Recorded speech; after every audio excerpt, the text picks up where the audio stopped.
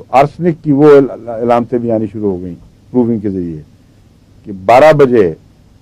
کہ دن ہو یا 12 بجے رات ہو، اس کے بعد 1-2 گھنٹے ایسے ہیں جن میں آرسنک اپنا اثر خوب زور سے دکھائے گا. اور پوٹیشیم کارب یعنی کالی کارب پہ جب تجربے کیے گئے تو پتہ چلا کہ رات کو 3-4 بجے وہ زیادہ بھڑکتی ہے. تو وقتوں کا بھی ریکارڈ کر لیا گیا، حرکت اور سکون کا بھی ریکارڈ کر لیا گیا، خشک موسم اور تر موسم کا بھی ریکارڈ کر لیا گیا. تر موسم گرم ہے یا تر موسم ٹھنڈا ہے، خشک موسم گرم ہے یا خشک موسم ٹھنڈا ہے، بہار کے دن ہیں یا خزاں کے دن ہیں. یہ ساری باتیں، اور پہاڑی علاقہ ہے یا سمندر کا علاقہ، سمندر کے قریب کا علاقہ ہے یا سمندر سے دور کا علاقہ ہے، اس میں اتنا اثر پڑتا ہے کہ اب